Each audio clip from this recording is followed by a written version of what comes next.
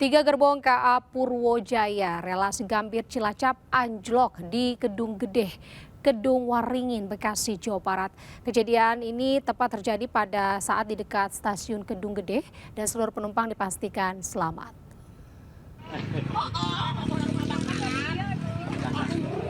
Tiga gerbong paling belakang anjlok hingga keluar lintasan. Usai kejadian, petugas KAI dan kepolisian langsung melakukan pengamanan lokasi dan penanganan kereta yang anjlok. Selain itu, sejumlah penumpang di dalam kereta api Purwojaya panik saat detik-detik terjadinya kereta anjlok. Usai kejadian, petugas KAI dan kepolisian langsung melakukan pengamanan lokasi dan penanganan kereta yang anjlok. Insiden kereta anjlok ini dipastikan seluruh penumpang selamat, tidak ada korban luka maupun korban jiwa.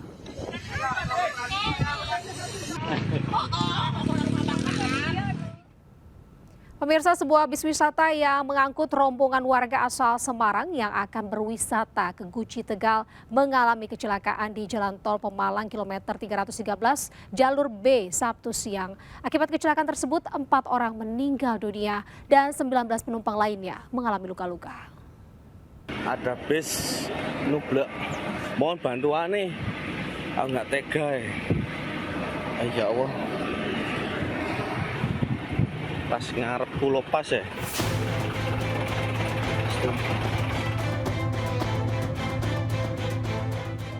Sebuah bus wisata yang mengangkut rombongan warga asal Semarang terguling saat akan keluar di eksit tol Pemalang kilometer 313 jalur B Sabtu siang. Kecelakaan terjadi diduga saat bus kehilangan kendali hingga terbalik dan keluar lajur tol. Akibat peristiwa ini, 4 penumpang meninggal dunia, sementara belasan penumpang lainnya mengalami luka-luka. Korban meninggal dan luka langsung dievakuasi ke 2 rumah sakit di wilayah Pemalang.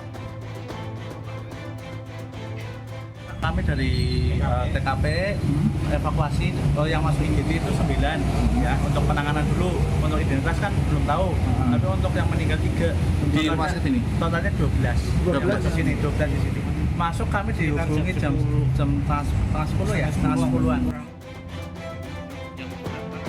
Korban luka masih dalam penanganan tim medis. Sementara polisi masih menyelidiki penyebab kecelakaan, termasuk memeriksa kelayakan kendaraan dan kondisi pengemudi. Dari Pemalang, Jawa Tengah, Suryono Soekarno Anyus melaporkan.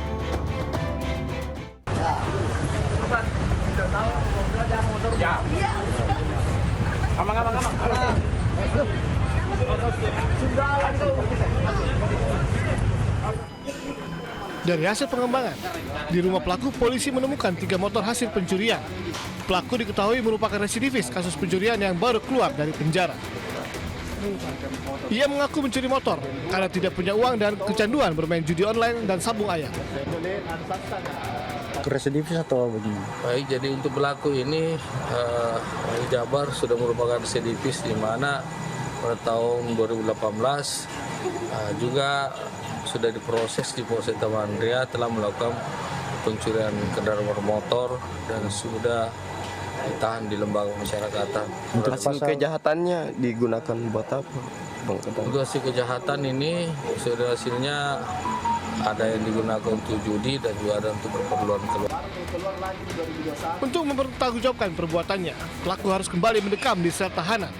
Ia dijerat pasal pencurian dengan ancaman hukuman 7 tahun penjara. Dari Makassar, Sulawesi Selatan, Muhammad Burbone, iNews melaporkan. Seorang santri di pondok pesantren di Kabupaten Maros, Sulawesi Selatan diduga menjadi korban penganiayaan oleh gurunya. Keluarga yang tidak terima mengamuk dan melabrak sang guru. Ini kok rusak mentalnya aku. Begitu. Nah bukan kau tahu Ustaz. Bukan kalian. Bukan. Kenapa itu ngajak berkelahi? Kalau bola matanya dia rusak dikira-kira di mana kalau mendikan bola mata. Beginilah kekesalan sejumlah wali murid yang bersitegang dengan salah seorang guru di pondok pesantren di wilayah Lau Maros. Diduga guru ini telah menganiaya salah seorang santrinya hingga pihak keluarga yang tidak terima datang ke pondok pesantren. Pihak keluarga korban mendatangi sang guru untuk meminta penjelasan tindakan kekerasan yang dilakukan terhadap santrinya. Namun, sang guru justru tersenyum dan tidak menunjukkan rasa penyesalannya. Apa begini Ustaz? Nah hantam ki bola matanya adekku Pak, pakai begini tangannya. Saya tampar kedua. Polisi telah mengamankan guru pesantren. Itu siswanya yang mana korban ini dipanggil sehingga tidak memberikan alasan yang menurutnya tidak wajar, langsung dipukul.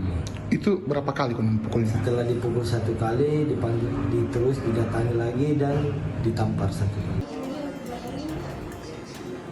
Hingga kini, penyidik masih menunggu hasil visum dari rumah sakit untuk menentukan langkah hukum selanjutnya. Dari Kabupaten Maros, Sulawesi Selatan, Wahyu Ruslan melaporkan.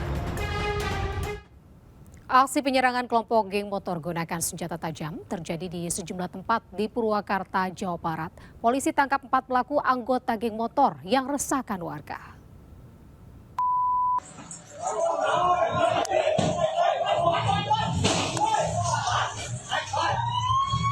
Aksi penyerangan kelompok geng motor Garek 26 Sukatani terhadap warga di wilayah Pleret, Purwakarta, Jawa Barat resahkan warga. Selain di Pleret, para pelaku juga melakukan penyerangan dan merusak kaca spion mobil warga di daerah Sukatani, Purwakarta. Hah?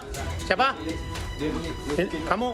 Polisi berhasil menangkap 3 pelaku di daerah Yogyakarta dan 1 di daerah Sukatani, Purwakarta. Selain itu, petugas sita atribut geng motor dan 2 senjata tajam. Dan kami berhasil menangkap 4 pelaku. Yang pertama, kami berhasil amankan di wilayah Sukatani, yaitu yang masih kategori anak-anak. Sedangkan 3 lainnya kami berhasil lakukan penangkapan di daerah Sleman, Yogyakarta. Saat ini keempat anggota geng motor tersebut mendekam di sel tahanan Polres Purwakarta untuk diproses hukum lebih lanjut. Dari Purwakarta, Jawa Barat, Irwan Ainus melaporkan.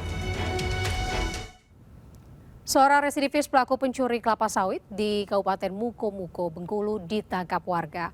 Warga yang geram ini dengan ulah pelaku membakar 1 unit mobil pickup yang digunakan pelaku untuk mencuri kelapa sawit.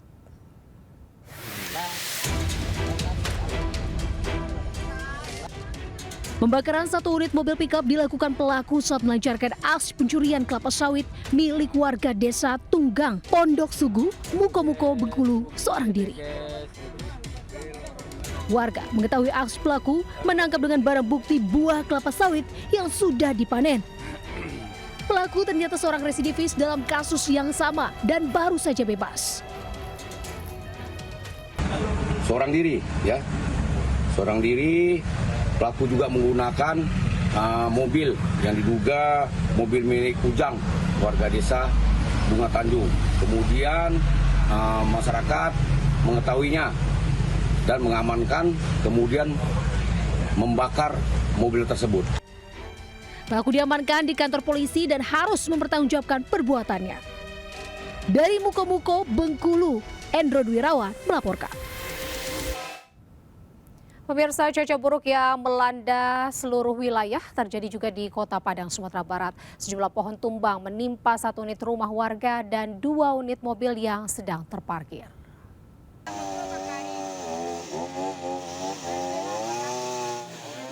Pohon jenis kedongdong yang memiliki diameter 80 cm dan panjang 30 meter ini tumbang dan menimpa 1 unit rumah warga di daerah Gadut, Kecamatan Pau, Kota Padang. Pohon tumbang juga mengakibatkan 2 unit mobil yang tengah terparkir ikut tertimpa.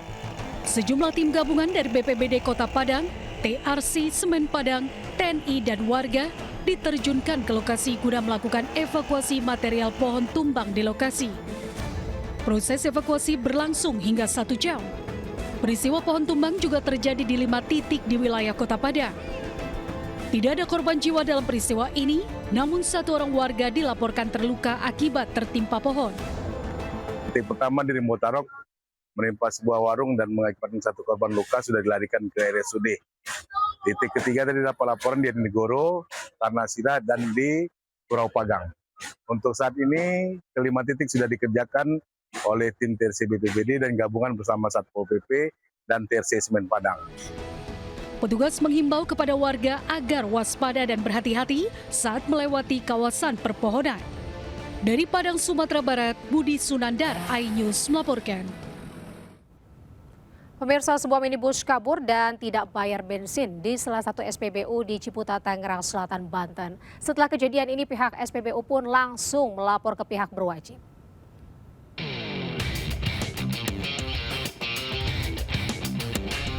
Viral di media sosial, sebuah minibus mengisi BBM di sebuah SPBU di kawasan Ciputat, Tangerang Selatan, Banten. Namun usai tangkinya terisi BBM, pengemudi bus langsung tancap gas. Operator SPBU sempat berusaha mengejar namun tak berhasil.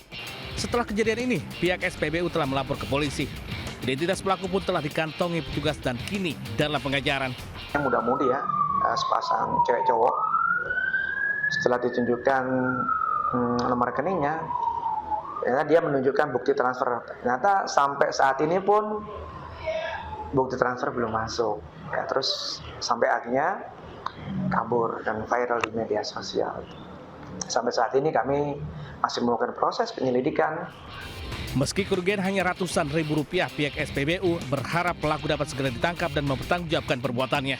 Dari Tangerang Selatan, Banten, Nunung Purnomo, iNews melaporkan.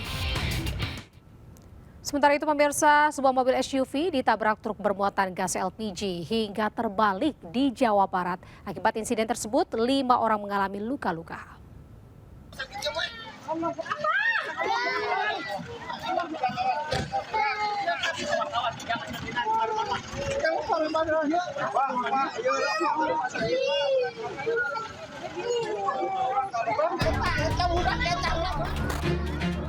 Insiden kecelakaan yang tak jauh dari Mako Polres Sukabumi ini membuat mobil berpenumpang 3 orang terbalik dalam keadaan mesin masih menyala usai dihantam dari belakang oleh truk dalam kecepatan tinggi.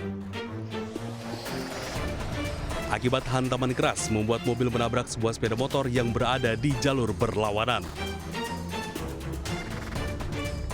5 orang mengalami luka-luka sehingga harus dilarikan ke RSUD Pelabuhan Ratu untuk mendapatkan penanganan medis. Polantas Polres Sukabumi langsung melakukan olah tempat kejadian dan memeriksa sejumlah saksi. Tiba-tiba menabrak bagian belakang kendaraan Pajero, menabrak kendaraan bagian Pajero, kemudian si Pajero ini jatuh terguling ke sebelah kanan. Nah, dengan yang dari arah berlawanan, datanglah kendaraan sepeda motor. Nah, pas kendaraan ini terguling, kena kendaraan sepeda motor. Untuk menghindari kemacetan, petugas langsung mengevakuasi bangkai mobil ke pinggir jalan. Dari Sukabumi, Jawa Barat, Budi Setiawan, iNews melaporkan. Pemirsa, diduga akibat tidak kuat menanjak, sebuah truk yang mengangkut 32 siswi SMP tiba-tiba mundur dan terbalik di Goa, Sulawesi Selatan. Detik-detik terjadinya kecelakaan tunggal ini pun direkam oleh salah satu seorang pelajar dan viral di media sosial.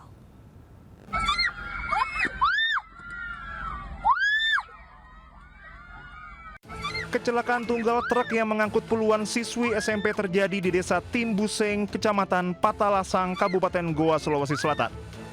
Puluhan siswi yang berada di atas truk pun terjatuh hingga terlempar keluar dari truk. Akibat kecelakaan ini, 2 siswi dibawa ke Rumah Sakit Syekh Yusuf, Kabupaten Goa untuk menjalani perawatan. Peristiwa kecelakaan terjadi saat truk yang membawa 32 siswi SMP melaju dari arah Singgu Minasa menuju Desa Timbuseng, Kabupaten Goa. Namun saat berada di tanjakan, truk tiba-tiba tidak kuat menanjak dan mundur hingga mengakibatkan mobil truk terbalik. Rencananya para siswi akan mengikuti pelajaran sambil menikmati suasana alam tak jauh dari lokasi. Pada saat menanjak, mobil tersebut kehilangan tenaga dan mundur sehingga menabrak tebing di sisi kiri jalan dan terbalik ke kanan. Ada korban akibatnya? Untuk korban ada 2 orang, kemarin kita sudah kunjungi di rumah sakit, alhamdulillah tidak mengalami luka serius dan kembali ke rumah masing-masing. Guna penyelidikan, sopir truk telah diamankan untuk menjalani pemeriksaan di unit Gakum Satlantas Polres Goa. Pemirsa, kondisi radiasi radioaktif di kawasan Cikande, Tangerang, Banten masih membahayakan. Warga yang tinggal di sekitar lokasi radiasi pun akan segera dipindahkan, sementara hewan ternak di sana akan dimusnahkan.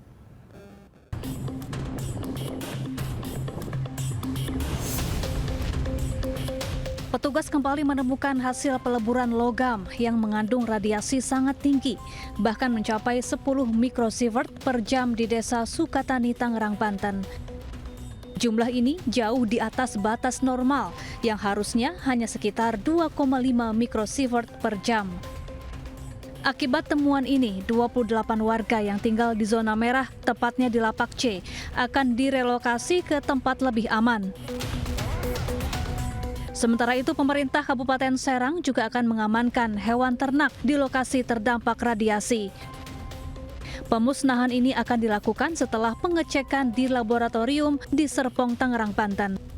Meski tidak terlihat sakit, namun bila terpapar radioaktif tidak bisa lagi dikonsumsi.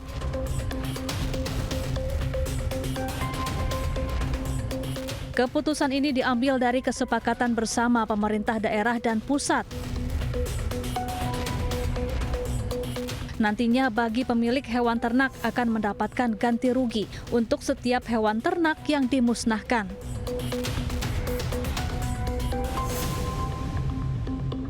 Pemerintah juga terus mendata warga yang tinggal di sekitar kawasan terpapar.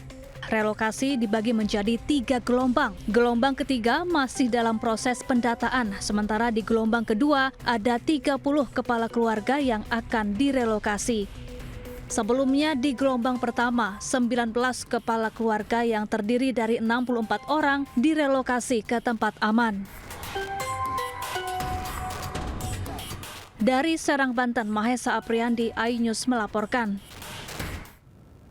Pemirsa MNC Peduli kembali memberikan kebahagiaan bagi masyarakat penerima manfaat operasi bibir sumbing gratis. Muhammad Fazri Alkap, seorang warga Tasikmalaya, Jawa Barat, kini bisa tersenyum kembali pasca menjalani operasi.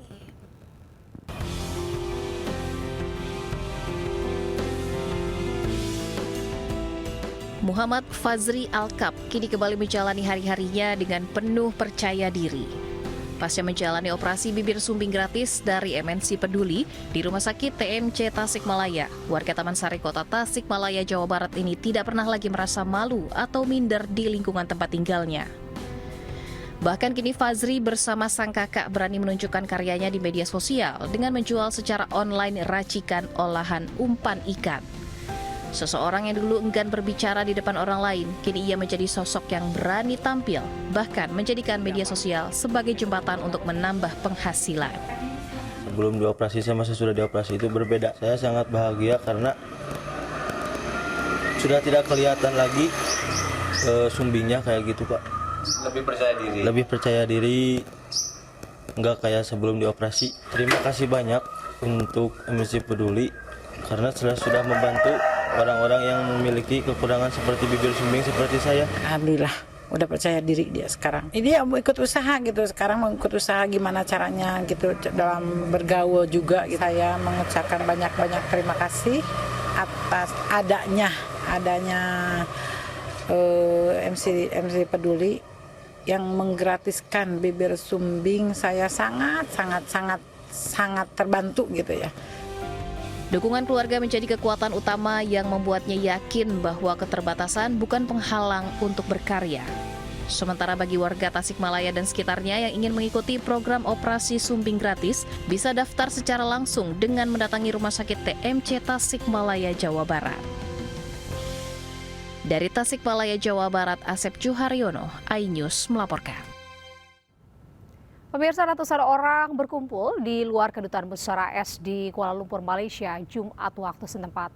Mereka ini menyuarakan penentangan terhadap kunjungan Presiden AS Donald Trump ke Malaysia dalam agenda KTT ASEAN akhir pekan ini. Untuk apa kita berunding? Tidak layak untuk kita berunding dengan orang yang sebegini. Ratusan orang melakukan unjuk rasa di luar Kedutaan Besar Amerika Serikat di Kuala Lumpur, Malaysia hari Jumat. Mereka menentang kunjungan Presiden Amerika Serikat Donald Trump ke Malaysia dalam agenda KTT ASEAN 2025 yang akan berlangsung pada 26 hingga 28 Oktober 2025 di Kuala Lumpur.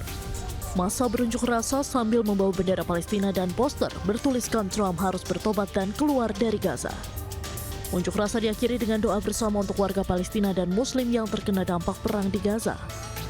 Demonstrasi tersebut diorganisir oleh Parti Islam Se-Malaysia atau PAS, partai oposisi terbesar di Malaysia. Kami bukan datang membawa peluru, kami datang membawa kertas untuk menyatakan rasa tidak puas hati kami kepada beliau. Kenapa kami tidak puas hati? Kerana dia dengan terang-terang mengaku membantu Israel dalam memberikan dana kewangan untuk menyerang Palestin. Dia terang-terang mengaku membantu Israel membekalkan senjata, dan dia terang-terang mengaku bahawa ini dalam gencatan senjata ataupun perjanjian damai dengan Hamas. Dia kata kalau Hamas langgar perjanjian, dia akan hapuskan Hamas. Jadi ini adalah kenyataan-kenyataan yang menunjukkan kesombongan. Orang yang sombong begini, kami tidak ada lukan di bumi Malaysia ini pada hari ini. Selama kunjungannya di Malaysia, Trump diperkirakan akan menghadiri pertemuan bilateral dengan Perdana Menteri Malaysia Anwar Ibrahim, jamuan makan malam bersama para pemimpin AS-ASEAN, dan upacara penandatanganan perjanjian damai antara Kamboja dan Thailand.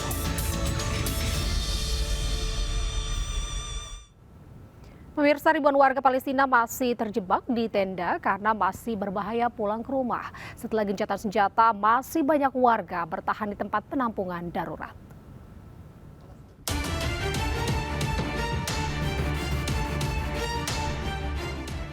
Pasca gencatan senjata yang berlaku dan tentara Israel ditarik mundur pada 10 Oktober 2025, nyatanya masih banyak warga yang kesulitan kembali ke kampung halamannya. Berdasarkan data dari media setempat, ribuan warga Palestina terjebak di tenda bersama keluarganya. Hal ini dikarenakan mereka menilai kondisi keamanan kembali ke kampung halamannya masih dalam kategori berbahaya. Usai tentara Zionis Israel mundur, terdapat garis pembatas berupa garis kuning yang membentang dari utara ke selatan, melintasi sejumlah kota dan blok perumahan. Mayoritas warga masih bertahan di tempat-tempat penampungan sementara yang penuh sesak, bahkan diantaranya didirikan di area terbuka atau tidak aman. Rumah yang hancur dan tidak adanya pekerjaan membuat mereka memilih di tenda pengungsian dengan berharap mendapatkan bantuan makanan dan lainnya dari lembaga internasional.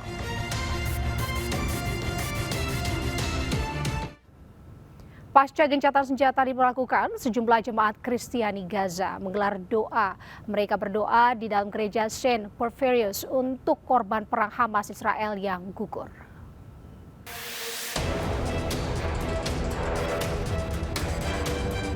Sejumlah jemaat Kristiani Gaza menggelar doa bersama di gereja Santa Porphyrius.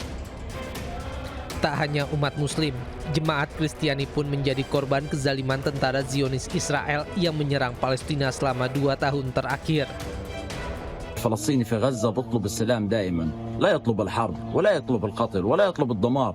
للأسف كانت الأمور اللي إجت على قطاع غزة كانت نسف كامل لكل مقومات الحياة في قطاع غزة. إحنا مش إرهابيين، إحنا شعب غزة بطلب الحياة دائما وبطلب الأمل دائما. ما فينا أي حدا أغلبية اللي ماتوا في Berlakunya gencatan senjata pada 10 Oktober 2025 menciptakan secercah harapan bagi warga Gaza. Saat ini jemaat Kristen Gaza saling mendoakan agar korban dari peperangan Hamas Israel bisa meninggal dengan damai. Kita ke informasi selanjutnya pemirsa, menikmati ikan bakar tentu sangat nikmat nih karena kelezatannya. Namun menikmatinya ini di bibir tebing dan tentu membutuhkan keberanian. Sensasi inilah yang coba diberikan sebuah rumah makan di Banjarnegara, Jawa Tengah.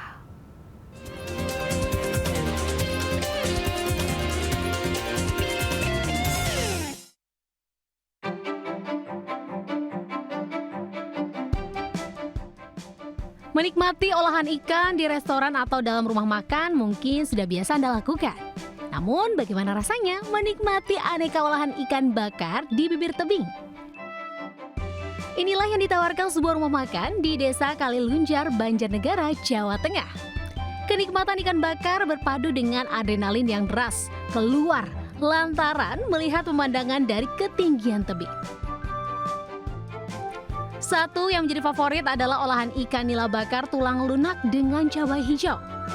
Ikan segar diolah dengan bumbu rempah seperti bawang merah, bawang putih, jahe, dan kunyit. Ikan kemudian dibakar dengan teknik khusus hingga terbakar sempurna. Ikan kemudian ditambah dengan sambal cabai hijau hingga saat dinikmati menimbulkan sensasi gurih, manis, dan pedas yang sempurna. apalagi dinikmati di tengah ketinggian sekitar 100 meter. Ada sensasi tersendiri saat menikmatinya. Di tepi, sambal bakar, gila bakar sambal hijau. Gimana nih rasanya nih makan di sini di atas ketinggian? Enak, deg-degan, nggak biasa. Sempat takut nggak awalnya makan di ketinggian? Iya, deg-degan. Kalau ketinggian tebing itu sekitar 100 meteran. Tebing batu ya Pak? Tebing batu. Dari sisi keamanan emang aman? Insya Allah aman karena kita buat pun itu pakai tenaga ekstra untuk menggali batu itu untuk dibuat tempat-tempat makan ataupun spot-spot foto. Harga menu yang ditawarkan cukup terjangkau di kantong. Untuk olahan ikan mulai dari Rp25.000 hingga paket jumbo Rp100.000.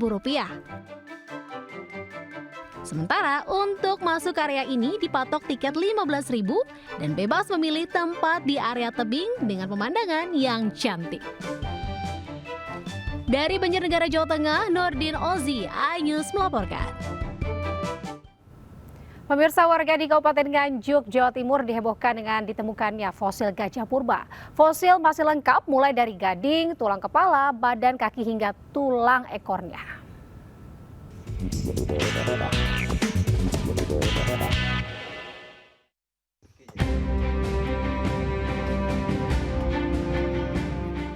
Para peneliti dari Badan Geologi Bandung melakukan ekskavasi fosil gajah purba di hutan Trititik, lereng Gunung Pandan, Kabupaten Nganjuk, Jawa Timur.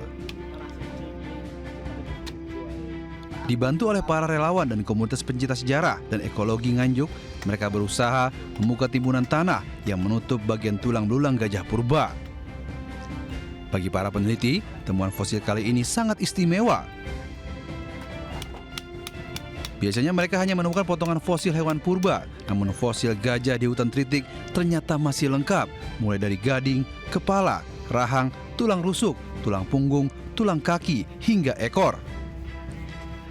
Semua masih bisa terlihat meski tampak rapuh. Proses ekskavasi dilakukan secara perlahan dan membutuhkan waktu hingga berhari-hari. Gajah purba ya, 1 ekor kerangka gajah purba dari jenis Stegodon trigonopithecus. Besarnya seberapa nih Mas?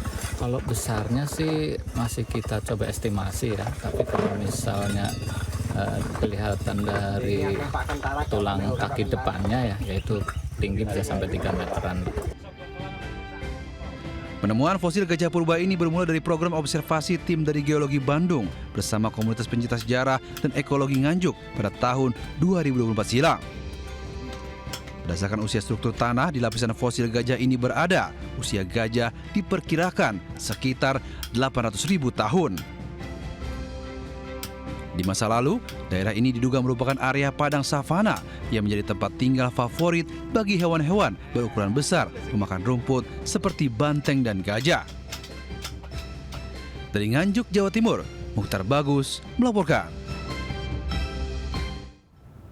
Pemirsa, informasi tadi sekaligus menutup Lintas Ais pagi hari ini. Saya Anita Dewi beserta seluruh kerabat kerja pamit undur diri. Selamat pagi, selamat berakhir pekan. Sampai jumpa. Wassalamualaikum warahmatullahi wabarakatuh.